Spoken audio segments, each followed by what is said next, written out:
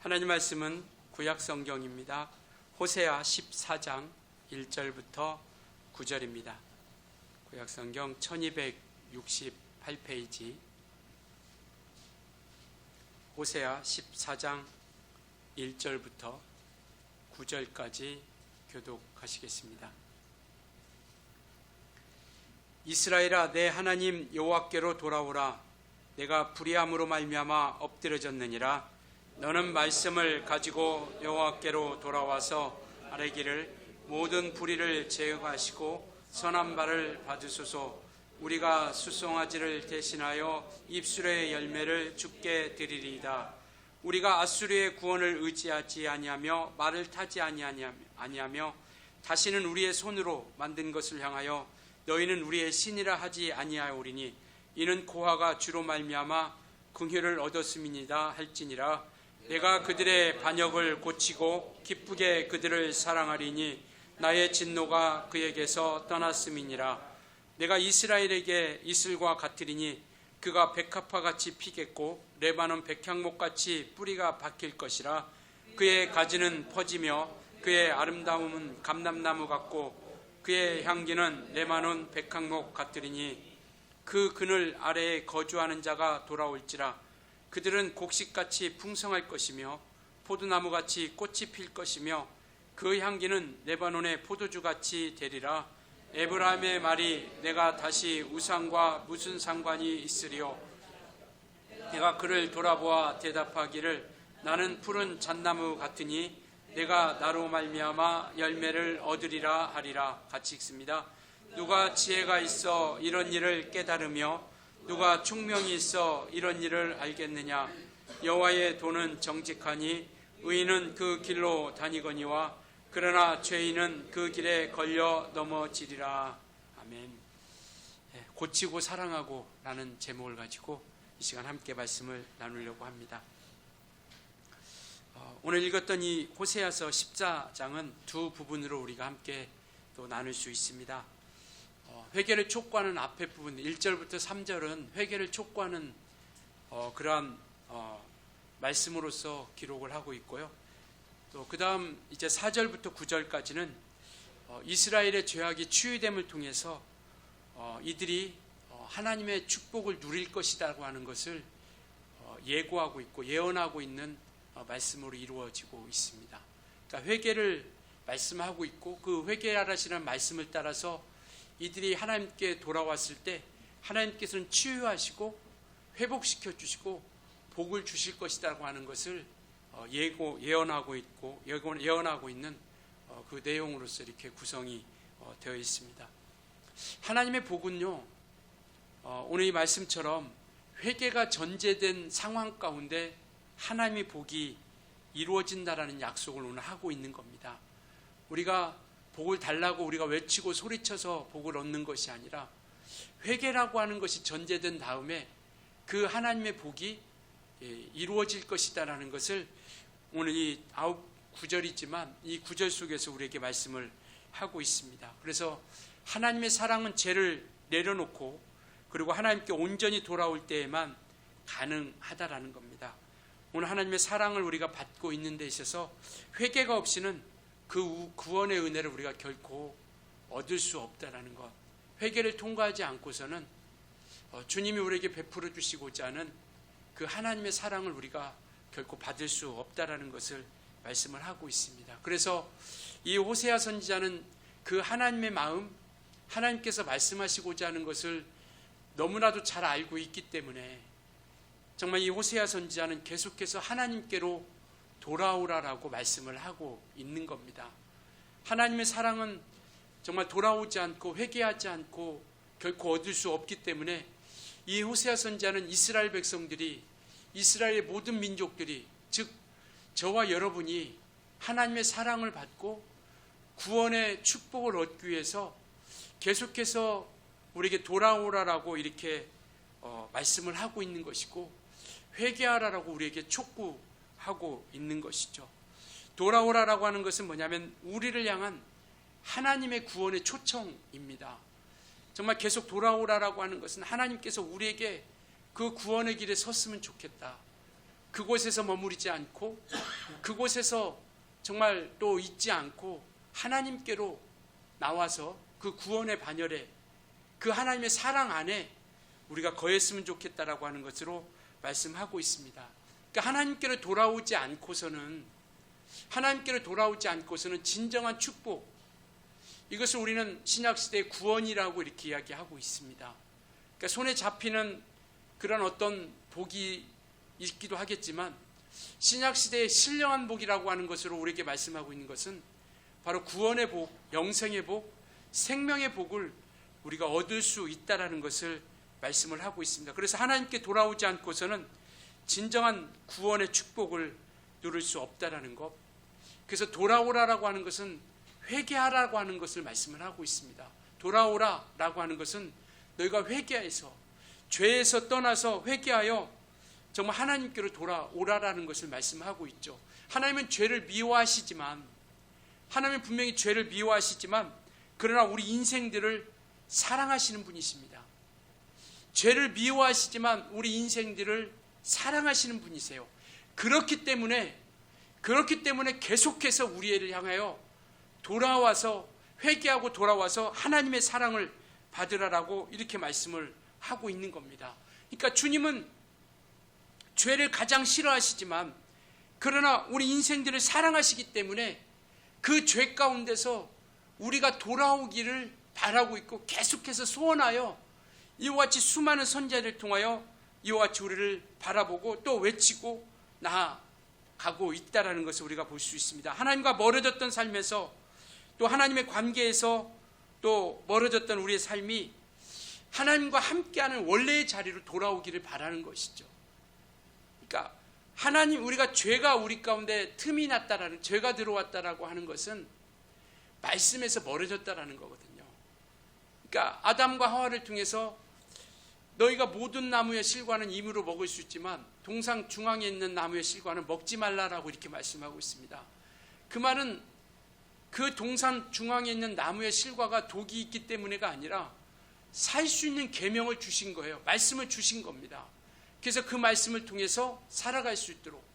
그러니까 죄가 틈을 탔다는 것은 말씀에서 멀어졌다는 것이고, 하나님께서 돌아오라라고 하는 것은 뭐냐면 하나님의 말씀으로 돌아오라라는 것, 그 관계, 언약의 관계 가운데로 돌아오라라고 말씀을 하고 있는 겁니다.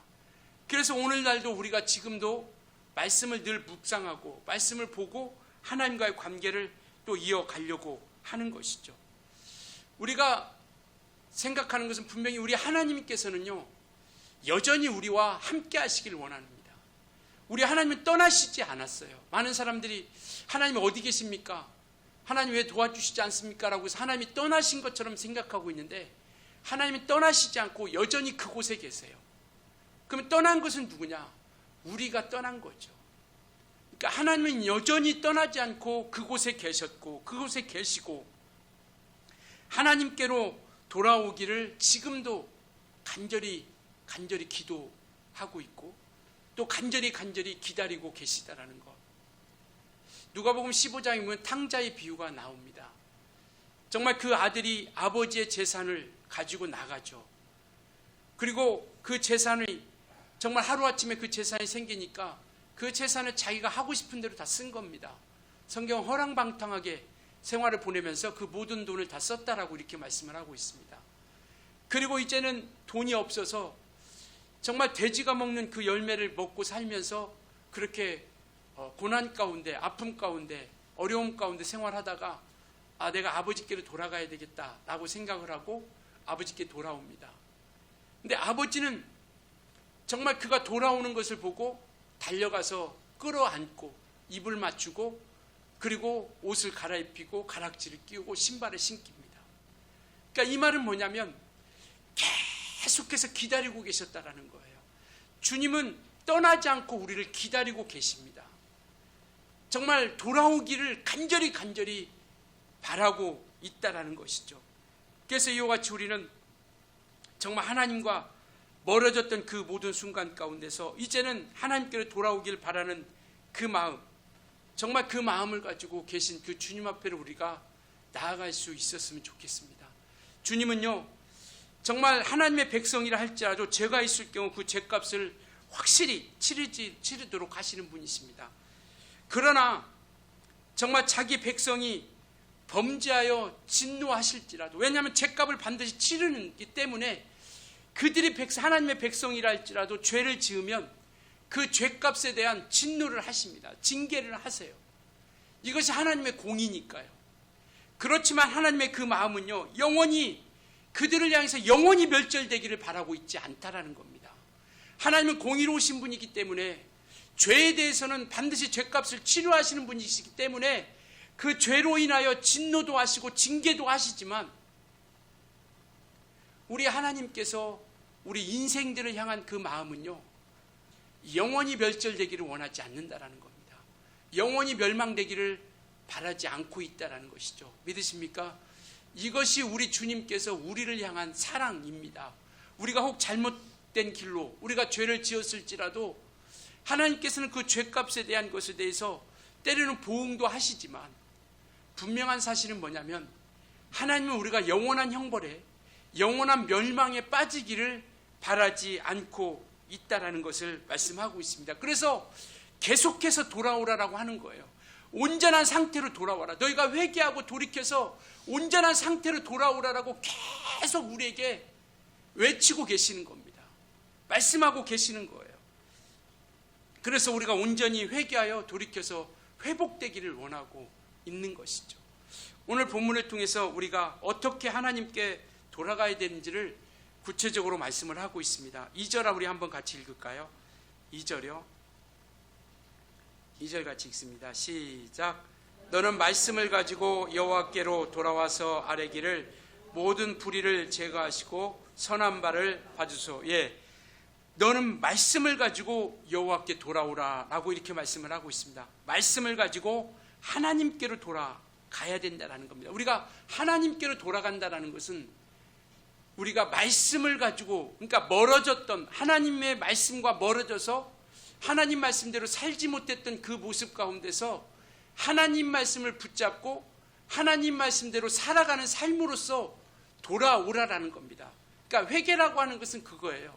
우리가 내가 잘못했습니다 입술로만 하는 것이 아니라 말씀에 대한 삶으로 돌아가는 것. 그래서 오늘 너희가 말씀을 가지고 여호와께로 돌아오라. 하나님의 말씀을 가지고 그 말씀을 붙들고 그 말씀을 지키고 살아가는 삶으로서 돌아오라라는 것이고, 또 하나는 뭐냐면 회개하여 돌아오라라는 겁니다.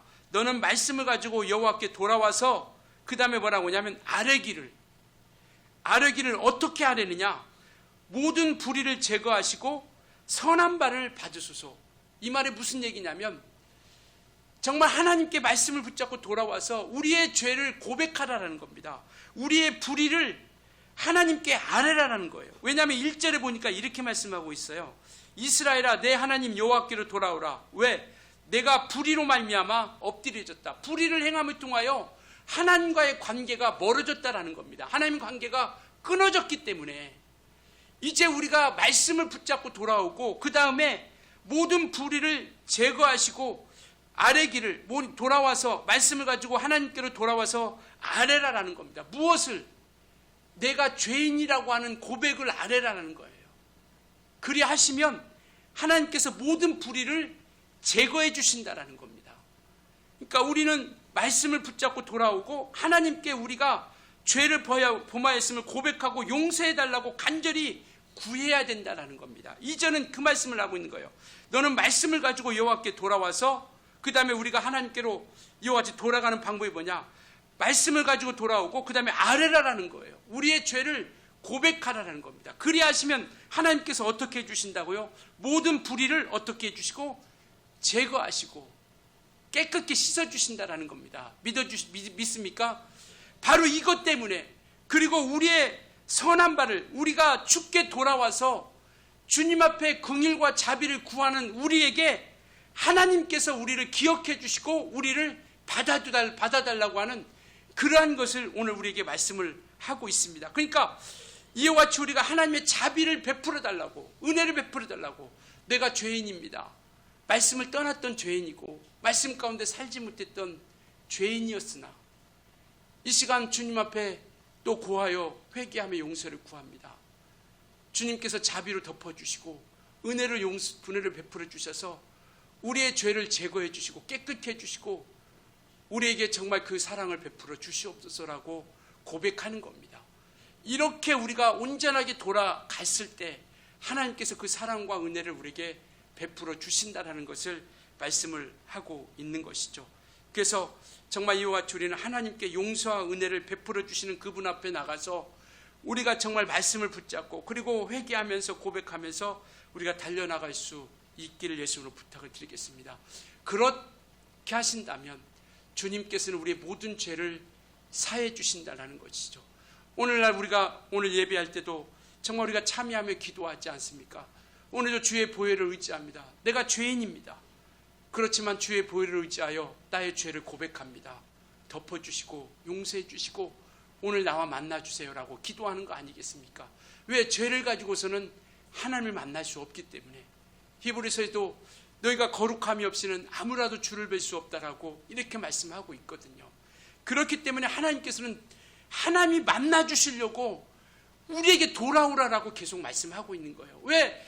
죄를 가지고 있으면 하나님께서 너희에게 가까이 갈 수 없기 때문에 너희가 나에게 나올 수도 없고 하나님도 너희에게로 우리에게로 올 수 없기 때문에 정말 말씀을 가지고 돌아오고 회개하여 나와 함께 정말 그 죄 모든 것을 씻어버리자. 죄가 주홍 같을지라도 이사야서를 선지자를 통해서 말씀하시죠.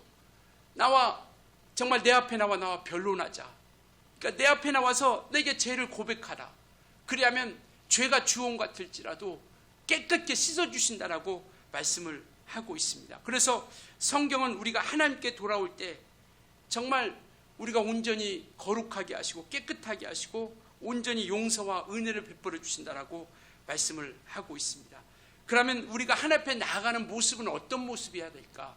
오늘 본문을 통해서 이스라엘 백성들에게 너희가 죄악을 내려놓고 하나님께 나와야 될 텐데 하나님께 나오는 그 모습은 어떤 모습을 가지고 나와야 되느냐? 2절에 우리가 읽었던 그 뒤에 보면은 하반절에 보면 뒷부분에 보면 이렇게 말씀하고 있습니다. 우리가 숫송아지를 대신하여 입술의 열매를 드리리다라고 이렇게 말씀을 하고 있습니다. 입술의 열매로 숫송아지를 대신하라라는 겁니다. 이 말은 무슨 얘기냐면 형식적이고 정말 모양만 갖추는 그런 제사가 아니라 진정으로 참 마음 깊숙한 곳에서 참된 회개가 있어져야 된다는 거죠. 입술로 고백되어지는 참된 회개. 주님, 내가 하나님과 멀어졌던 죄인입니다. 나를 용서해 주시고 거룩하게 해주세요. 주의 보혈로 우리를 씻어주세요라고 고백하는 것처럼, 그리고 입술의 열매를 주께 드린다는 것은 찬송과 감사를 주님 앞에 드려진다는 겁니다. 그러니까 모양과 형식만 갖추는 제사가 아니라 하나님께서 원하시는 것은 뭐냐면 진정한 참된 믿음의 고백과 함께 하나님께 찬송하고 하나님께 감사를 고백하는 것이죠. 감사는 믿음의 성장과 정비례 하는 겁니다. 그러니까 우리가 믿음이 어디에 서 있는지를 우리가 알 수 있는 부분은 뭐냐면 내 입술을 통해서 무엇이 고백되고 있느냐라는 것이죠. 그러니까 믿음이 성장하면 성장할수록 우리 입술을 통해서 나오는 것은 감사가 나온 겁니다. 그래서 일이 어려워도 감사합니다. 또 사고가 나도 정말 이렇게 지켜주심을 감사합니다. 대부분 믿음의 사람들은 그렇게 고백하죠. 그러나 믿음이 연약해지고 믿음이 침체되고 나면 우리 입술을 통해서 고백되어지는 건 뭐냐면 왜 이러는 거야? 불평이 나오고 원망이 나오고 정죄가 나오고 판단이 되고 남의 탓을 하게 되고 누구 때문이라고 하는 것으로 나오게 되는 것이죠. 그런데 믿음이 성장하고 신앙이 성장하면 끝없이 우리 입술을 통해서 나오는 것이 뭐냐면 주님 앞에 감사와 함께 지금 현재 우리 모습 가운데 감사가 고백되어진다라는 겁니다. 이것처럼 하나님께서 우리에게 지켜주시고 인도해 주시는 것처럼 우리가 이제는 그 입술의 열매로서 우리가 하나님 앞에 나아가자라는 겁니다. 우리가 감사 노트를 쓰는 것도 숙제를 주려고 하는 게 아니라 그렇게 우리가 하루를 살면서 돌아보면서 정말 지켜주신 그 감사를 기억하다 보면 하나님이 나와 함께 계심을 깨닫게 되는 거죠. 하나님이 나를 도우시고 있다는 것을 우리가 깨닫게 되는 겁니다. 그래서 그렇게 우리가 한 번씩 해보자라는 거죠. 왜? 하나님께로 우리는 돌아가야 되니까. 하나님과 함께 가야 되니까요. 이렇게 어렵고 힘들수록 우리가 정말 해결할 수 있는 것은 뭐냐면요, 우리가 오래 달려왔던 것처럼 하나님께로 돌아가는 겁니다. 하나님께로 가까이 나아가는 것이에요. 그래서 우리가 주님 앞에 온전히 인도함 받고 이끌림 받자라는 것을 말씀하고 있는 것이고, 그 다음 3절에 우리가 아수르의 구원을 의지하지 말자. 당시에 아수르라고 하는 나라는요, 정말 그 나라의 그 당시 그 모든 지역을 통치하고 정말 가장 강대국이었던 나라였던 겁니다. 그러니까 그 아수르의 구원을 사람들이 그 아수르에게 의지하게 되는 거죠. 그래서 때로는 이스라엘과 유다도 조공도 바칩니다. 왜? 좀 살려달라는 거죠. 우리나라를 치지 말고 우리나라를 좀 지켜달라고. 그래서 아수르에게 조공도 바치고 정말 이러한 여러 가지 일들을 하게 됩니다. 마치 속국처럼 그렇게 하는 거죠. 그러나 하나님께서는 아수르의 구원, 그들이 마치 우리를 구원해 줄처럼 그를 의지하지 말고 참되신 하나님을 정말 여기고 그 참되신 하나님 앞에 나와서 하나님을 섬기고 하나님을 의지하라라는 겁니다. 왜? 아수르가 우리를 구원할 수 없기 때문에. 오직 하나님만이 우리의 구원자가 되시고 우리의 생명이 되시기 때문에 정말 하나님께로 돌아올 때는 이제는 아수르의 구원을 완전히 끊고 하나님만을 의지해야 된다는 거. 이게 돌아가는 거예요. 세 번째는 뭐냐면 말을 타지 말라라고 하죠. 3절에 말을 타지 말라. 이 말은 뭐냐면 나의 힘과 세상의 힘을 의지하지 말라라는 거예요. 하나님을 의지하고 하나님과 함께하며 하나님 말씀 듣는 곳으로 인도함 받기를 바라는 겁니다. 이 말이라는 것은 이 전쟁할 때 가장 필요한 거거든요. 그러니까 전쟁에, 그래서 하나님께서는 이스라엘 백성들에게 출애굽할 때 너희가 애굽으로 돌아가지 말라, 말을 구하러 애굽으로 돌아가지 말라라고 이렇게 이야기합니다. 그러니까 그 애굽의 말을 의지하지 말라라는 거예요. 하나님만을 의지하라라는 겁니다. 하나님께 정말 나아가라는 거죠. 자기의 힘을 의지하지 말고 하나님을 의지하며 하나님께로, 세상의 힘을 의지하지 말고, 성경에도 정말 도울 힘이 없는 인생들을 의지하지 말고 방백들을 그 구원의 손길로 잡지 말라. 도울 힘이 없는 인생들, 그리고 세상의 권력자들, 이것들을 의지하지 말고 하나님을 의지하라라고 이렇게 말씀을 하고 있는 것처럼, 말을 의지하지 말라라고 하는 것은 그 말씀을 하고 있는 것이고, 계속해서 다시는 우리의 손으로 만든 것을 향하여 너희는 우리의 신이라 하지 말라라고 이렇게 말씀하고 있습니다. 다시는 우상을 숭배하지 말라라는 거죠. 이스라엘 백성들에게 가장 하나님께서 실망하고 경고하는 건 뭐냐면 우상 숭배입니다. 말씀을 버린 것과 우상을 숭배했던 거예요. 다시는 너희가 만든 손으로, 우리의 손으로 만든 것을 향하여 우리의 신이라고 하지 말라라는 거죠. 그 당시에는 형상을 만들어 놓고 모양을 만들어 놓고 우상을 섬겼다라고 한다면, 왜냐하면 각 나라마다 신들이 있으니까요. 그래서 이스라엘의 신은 여호와, 아수르의 신은 또 무엇, 바벨론의 신은 무엇. 그래서 그 당시의 싸움은 신들의 싸움이라고 이렇게 얘기합니다. 그래서 아수르가 바벨론, 이스라엘, 그 유다를 정말 침공해서 했을 때 너희 신이 우리의 신을 이긴 적이 있느냐라고 이렇게 얘기하죠. 너희 신이 너희를 구원할 수 있느냐? 그러나 우리 신은 다르다. 우리 신은 우리를 구원할 수 있고 너희를 구원할 수 있다라고 이렇게 이야기하죠. 그것처럼 이제는 우상을 만들지 말라는 거죠. 지금은 우리가 예수 믿으면서 어떤 형상 만들어 놓고 그렇게 우상 숭배한 사람이 있겠습니까? 그러니까 하나님보다 우선했던 우리가 가지고 있는 철학, 어떤 지식, 어떤 사상, 이념, 이러한 것들을 통하여 하나님보다 앞서지 말라라는 것이죠. 어떤 사람들은 사상이 하나님보다 앞서죠. 어떤 이념들이 하나님보다 앞서고 사람의 전통이 하나님보다 앞서죠. 그래서 전도하다 보면 우리가 그렇게, 많은 사람들이 그렇게 얘기하죠. 나는 제사 지내야 됩니다. 나는 제사 지내야 되기 때문에 예수 못 믿습니다. 그것이 하나님보다 우선되어 있는 거죠. 사람의 전통이 우선되어진 것입니다. 그러니까 오늘날 우성이라고 하는 것은 바로 그런 거죠. 어떤 이론과 철학과 속임수, 어떤 사람의 전통, 어떤 초등학문, 이런 것들이 바로 우리가 하나님 편으로 나아가는 것들이 걸림돌이 되어지게 된다는 것이죠. 그래서 이런 것들을 하나님으로, 신으로 섬기지 말고 우리 영혼을 살리고 회복시키는 분은 오직 주님뿐이, 주님 앞에 나와서 주님을 의지하고 충성하라라고 말씀을 하고 있습니다. 이것들을 정말 우리가 깨닫고 이와 같이 돌이켰을 때 참된 하나님의 사랑과 은혜를 우리가 받을 수 있다는 거죠. 구원은 자기의 죄를 깨닫는 것으로부터 시작됩니다. 내가 죄인인 것을 깨닫는 것으로부터. 그래서 구원은 하나님께 있는 것이죠. 왜 우리가 하나님께 나가야 됩니까? 오직 구원은 하나님께만 있기 때문에 그래요. 그래서 이사야서 43장 11절에 오면 나 곧 나는 여호와다. 나는 하나님이다. 구원은 오직 나에게만 있다라고 이렇게 말씀하고 계세요.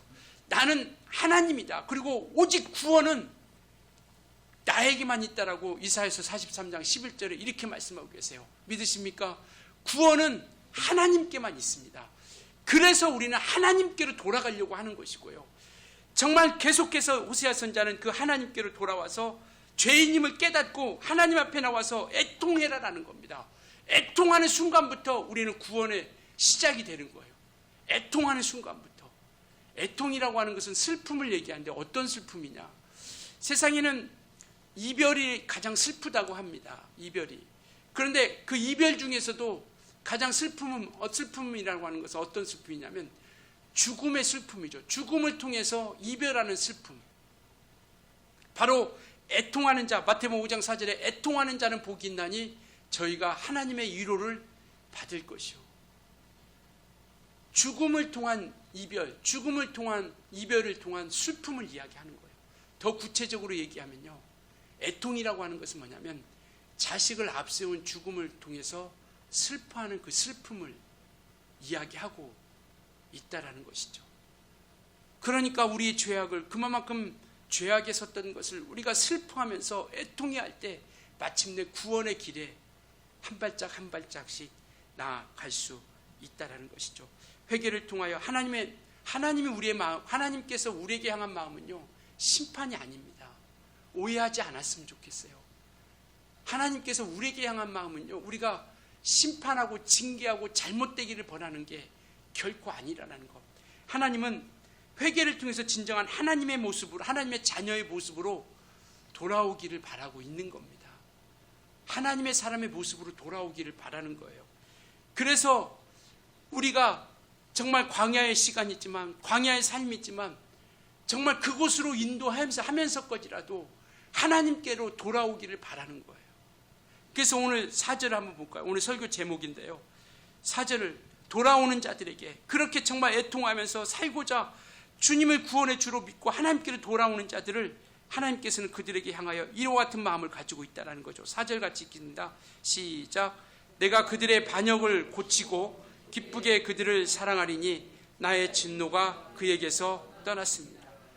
그들의 반역이라고 하는 것은 배교요, 불순장이요, 배신이요, 뒤로 나가는 것. 너희들이 그러한 것이 있다 할지라도 하나님께서 고쳐주신다라는 거예요.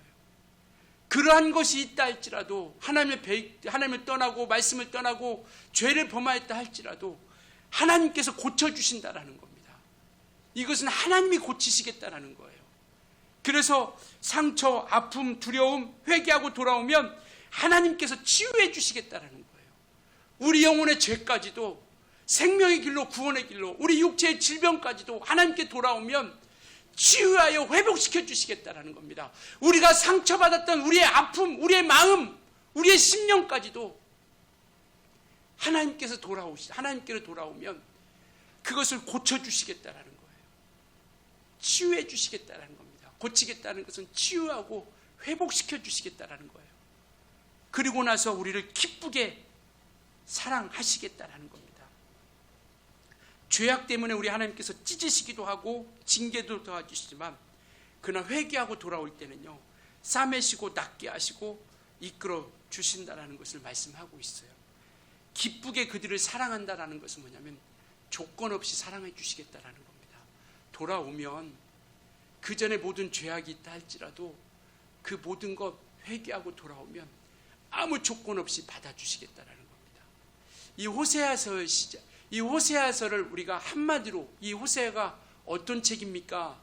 라고 묻는다라면 이 호세아 책은요 한마디로 얘기하면 하나님께서 끝까지 사랑하신다라는 책입니다.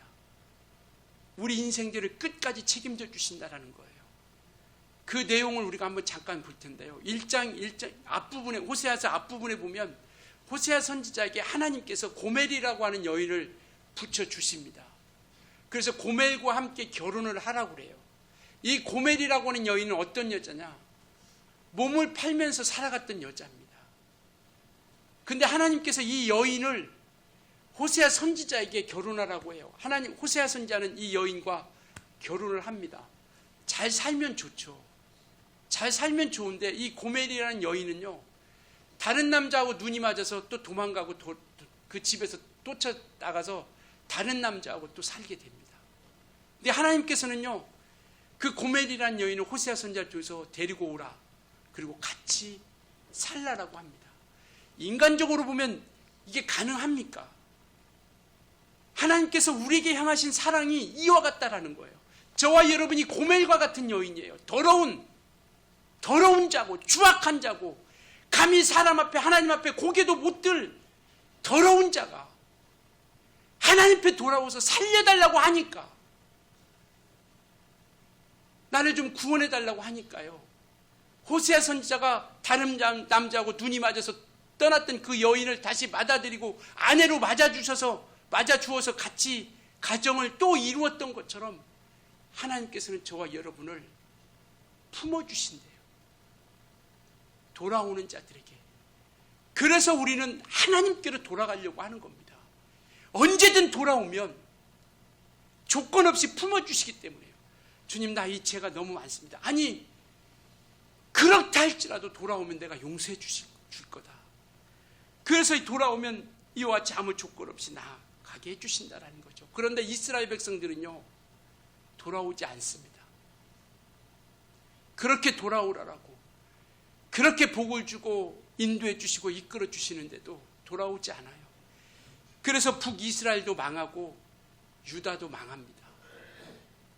북이스라엘은 아수르에 망하고 남유다는 바벨론에 망해요. 그래서 우리가 알고 있는 것처럼 70년이라고 하는 정말 그 포로로서, 그 정말 종으로서 그 70년의 시간을 너무나도 힘들고 고통스럽게 아프게 보내는 거 아니겠습니까?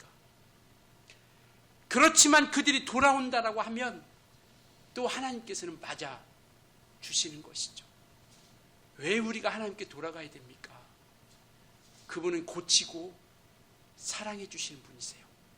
돌아가면 싸매 주시고 정말 모든 진노를 거두시고 구원의 역사를 이루겠다라고 말씀하고 있습니다. 우리 앞에 징계가 보이기도 하고 정말 걷기 힘든 광야의 삶이 우리 가운데 있어지기도 합니다. 정말 때로는 우리의 삶이 고통스러울 때도 너무나도 많이 있죠. 있어야 하지 않았으면 좋겠다라고 하는 일들이 우리 앞에 펼쳐지기도 합니다. 그렇지만 하나님께서는 그러한 모든 징계를 통해서 이스라엘 백성들에게 광야의 시간을 걷게 하시면서까지라도 회개하고 회복하고 치료하고 돌아오기를 바라고 있는 것이죠. 하나님은 우리를 죄악에서 떠나게 하셔서 구속의 은총을 통하여 사랑을 베푸십니다. 어떻게까지요? 예수님을 십자가에 죽게 하는 그러한 모습까지도 감당하면서까지요. 마지막까지라도 마지막 정말 주일 예배하면서 마지막 설교하면서 정말 굳이 왜 이 본문을 선택하고 나아갔을까? 우리는 남은 시간이라도 우리는 정말 하나님께로 온전히 회개하고 돌이켜서 정말 이 시간을 우리가 지나온 모든 것들, 때로는 원망도 있을 수 있고 또 정말 푸념도 할 수도 있고 불평도 있고 내 인생에 만족하지 않을 수도 있고 있었겠지만 그 모든 것 정말 하나님 앞에 우리가 내려놓고 용서를 구하고 깨끗하게 하여서 올 한 해를 잘 마무리하고 내년에는 우리가 새롭게 출발하자라는 겁니다. 하나님 앞에 왜 이렇게까지 할까라고 원망도 하고 싶은 건 많이 있겠죠. 그러나 그 모든 것 내려놓고 사람에게 또 가족 간에 때로는 교회에서 성도들 간에 때로는 목사에게 그 모든 것 내려놓고 이제는 정말 우리가 깨끗하고 정결하게 우리가 마무리하고 정말 하나님께로 잘 돌아와서 새로운 한 해를 우리가 잘 마무리했으면 좋겠습니다. 그래서 정말 우리 하나님은 공의로우신 분이시기에 공평하고 변함이 없으시기에 이와 같이 돌아온 그들을 의롭다 칭해 주시고 그 의인은 믿음으로 말미암아 살아간다라고 말씀하고 있습니다. 저와 여러분은 의롭다함을 얻은 의인입니다. 믿으십니까? 바로 마지막 절에 이렇게 말씀하고 계세요. 누가 지혜가 있어 이런 일을 깨달으며 누가 총명이 있어 이런 일을 알겠느냐. 이 세상은 누구도 알 수 없다라는 겁니다. 여호와의 도는 정직하니 의인은 어디로 다닌다고요? 그 길로 다니거니와 그러나 죄인은 그 길에서 걸려 넘어지리라. 의인은 하나님의 길로, 정말 우리 하나님께서 피할 길을 주시고 돌이키면 살게 해주시면서 하나님 말씀 가운데로 인도해 주시고 하나님 말씀대로 가까이 하게 해주시고 하나님의 뜻대로 우리를 고치신다라는 거예요. 내가 고치겠다는 게 아니라 돌아오면 하나님이 고쳐서 쓰시겠다라는 거예요. 우리 죄악투성이 허물투성이지만 하나님이 우리를 고쳐서 쓰시겠다라는 겁니다. 우리를 하나님이 고쳐서 우리를 사랑해 주시겠다라는 거예요. 그러니 우리가 하나님께로 정말 어떠하든 간에 우리는 하나님께 돌아가야 되지 않겠습니까? 참여하고 돌아오는 영혼은 결코 우리 하나님은 내치지 않는다라는 것. 우리는 하나님의 자녀들입니다. 하나님의 자녀들은 하나님이 베푸시는 자비와 은혜 안에서만 참 평안을 누릴 수 있게 되는 것이죠. 정말 어렵고 힘든 시기 우리가 정말 하나님의 베푸시는 그 자비와 은혜를 통해서 주님이 주시는 세상이 줄 수 없는 그 참 평안을 가지고 우리가 끝까지 승리하며 이겨나갈 수 있기를 예수님으로 축원합니다.